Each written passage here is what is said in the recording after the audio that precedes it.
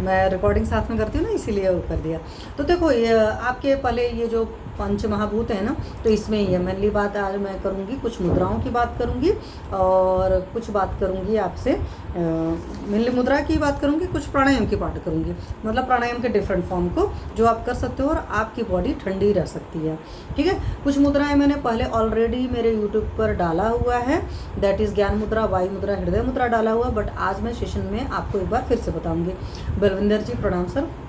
तो ये सारी चीज़ें हैं। तो पहले तो ये सिंपल सा समझ लेना चाहिए, इसमें कन्फ्यूज़न नहीं होना चाहिए। जो आपका फिंगर है, मतलब पांच उंगलियां ना, तो हमारे आयुर्वेद के हिसाब से या हमारे धर्म के हिसाब से पूरे सिस्टम में शुरुआत से दे रखा है, ये पंच महाभूत को रिप्रेजेंट करती है। तो ये जो आपका अंगूठा होता है, अ से अंगूठा समझ सकते हो, अ से अग्नि तत्व समझ सकते हो, तो ये फायर एलिमेंट को या अग्नि तत्व को रिप्रेजेंट करता है। तो इसीलिए आप देखोगे मेजॉरिटी जो मुद्राएं जो की जाती हैं उसमें इस अंगूठे का इस्तेमाल होता है। Ramesh sir thank you sir, प्रणाम सर। और ये जो दूसरी मुद्रा है, जो बोलते हैं ना उंगली नहीं दिखाना, या परशुराम जी को लक्ष्मण जी ने क्या किया था कि यहाँ तर्जनी देखी क्यों नाई जे तर्जनी, मतलब यहाँ कुमड़बतिया को नाई जे तर्जनी देखी मर जाई। तो मतलब जब परशुराम जी गुस्सा रहे थे तो उनका यही था ना कि ऐसा कोई नहीं है कि जब कोहड़ा होता है, मतलब लौकी वगैरह कोहड़ा के लिए बोला जाता है कि अगर आप उसको उंगली दिखा देते हो तो मर जाता है। तो यहाँ पर कोई इतना नाजुक सा नहीं है कि आप अपनी तर्जनी उंगली दिखा रहे हो और हम डर जाएंगे, है ना। रामचरितमानस में भी इस तरह का प्रसंग आया हुआ है। तो मेरा कहने का क्या मतलब है कि this is your fire element, अग्नि तत्व है, जिसे आजकल कहते हैं ना थम्स अप या बेस्ट ऑफ लक या बहुत सारी चीज़ें हैं आज के डेट में रिप्रेजेंट होती हैं। पुराने ज़माने में तो बोलते थे अंगूठा दिखा रहे, लेकिन आज की डेट में अंगूठे का अलग वैल्यू हो चुका है। तो दिस इज योर तर्जनी एंड दैट रिप्रेजेंट, मतलब ये तर्जनी उंगली है, ये वायु तत्व को रिप्रेजेंट करती है, जो सिंपल सी बात है। तो प्राणायाम जब कभी भी करते हैं तो कभी भी आपको पता है तर्जनी उंगली को नहीं यूज़ करते हैं। फिर अब आप ऐसे आओगे तो इसमें सबसे बड़ा कौन सा फिंगर है, वो आपकी मध्यमा है। तो सबसे बड़ी फिंगर जो मध्यमा है वो आपके रिप्रेजेंट करती है आकाश तत्व को, क्योंकि आकाश बहुत बड़ा है, पूरा फैला है चारों तरफ। तो इस तरीके से आप ऐसे समझ सकते हो। और फिर उसके बाद में देखो एकदम सिंपल सा कंसेप्ट है, ये अ से अंगूठा, अ से अग्नि, ये तर्जनी वाली वायु तत्व को रिप्रेजेंट करती है, वो दिखाना नहीं है। सिंपल वाला कंसेप्ट अगर वहाँ से याद रखोगे तो ये चीज़ होता है। या आयुर्वेद का कंसेप्ट होता है कि वायु जो होता है पेन को एग्रीवेट करता है, वायु को जैसे प्रॉब्लम आती है। ठीक है, फिर सबसे बड़ी उंगली हो गई, जो सबसे बड़ी रह गई वो आकाश, क्योंकि आकाश बहुत बड़ा, आकाश का कहीं और छोर कहीं कुछ भी नहीं है। यह सिंपल से इंग्लिश में एक सेइंग है, स्काई इज द लिमिट।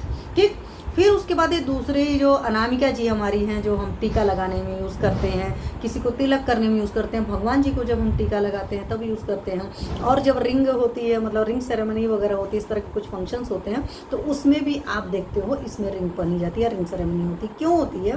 क्योंकि ये पृथ्वी तत्व को रिप्रेजेंट करता है। पृथ्वी का मतलब क्या होता है? स्थिरता, धैर्य, क्षमा, जो इस तरह की सारी अच्छी अच्छी क्वालिटीज़ बोली जाती हैं, और एक फीमेल के अंदर एक क्वालिटी होनी चाहिए, मेरा ये मानना है। यहाँ पर किसी को मेरी बातों से असहमत रहे तो प्लीज़ बुरा मत मानिएगा, बट मैं मानती हूँ, क्योंकि रामचरितमानस की एक अच्छी सी सेइंग है ना, धीरज धर्म मित्र और नारी, आफत काल विचारी अचारी। मीन्स धैर्य इंसान के होना चाहिए, क्योंकि जो मुश्किल समय का साथी होता है, मेरा मानना होता है सबसे बड़ी चीज़ होता है अपना धैर्य। ठीक है, तो धैर्य चाहे धीरता जो है, स्थिरता जो है, पृथ्वी तत्व को रिप्रेजेंट करता है। और पृथ्वी के अंदर हमारे नेचुरोपैथी के हिसाब से देखें या नॉर्मली भी आप देखेंगे, आप सारा कचरा पृथ्वी में डाल देते हो और एक टाइम बाद वो आपको फर्टिलाइजर फॉर्म में मिलता है, चाहे सब्जी के छिलके, चाहे जो भी आपके लिए तो कचरा था, आपने पृथ्वी को डाल दिया, उसने पोषण करके आपको खाद दे दिया, आपको एक अच्छी सी चीज़ दे रखी है। तो धरती के अंदर चीज़ें उगती हैं, धरती के अंदर क्षमा स्थिरता तो है ही, हर चीज़ को ले लेती है, अब्जॉर्व कर लेती है और आपको एक अच्छी सी चीज़ देती है। तो ये धरती की क्वालिटीज़ हो गई।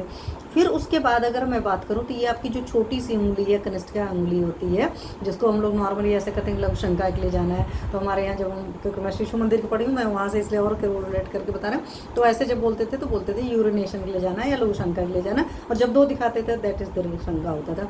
तो ये जो है लघु शंका मैंने क्यों कहा? क्योंकि यूरिन में क्या निकलता है? वाटर एलिमेंट निकलता है। तो ये आपकी चीज जो लिटिल फिंगर है, ये रिप्रेजेंट करती है वाटर एलिमेंट को।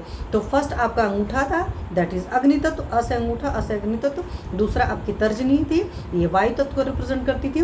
तीसरी जो सबसे बड़ी थी वो आपकी क्या हो गई?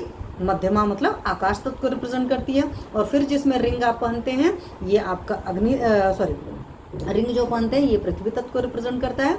और सबसे छोटी उंगली जो होती है, जिसको बोलते हैं नंबर 1 के लिए जाना है, आपके जल तत्व को रिप्रेजेंट करती है। तो हमारी ये जो 5 अंगुलियां हैं, ये पूरे पंचमहाभूत को रिप्रेजेंट करती हैं। इसलिए आपको याद है ना कि मैंने एक समान मुद्रा डाली हुई, तो समान मुद्रा में पूरा ऐसे करके डाला हुआ है। ठीक है। आप चाहे तो उस मुद्रा को जा करके यूट्यूब के चैनल पर पड़ा हुआ है, मैंने डाला हुआ था कि वो आपके डाइजेस्टिव फायर को बढ़ाती है। पूरे पंच महाभूत आपके कंबाइंड हो जाते हैं, तो क्योंकि समान वायु हमारे आयुर्वेद का कंसेप्ट है, अग्नि का संरक्षण करती है, मतलब अग्नि को बढ़ाती है, आपके डाइजेस्टिव फायर को।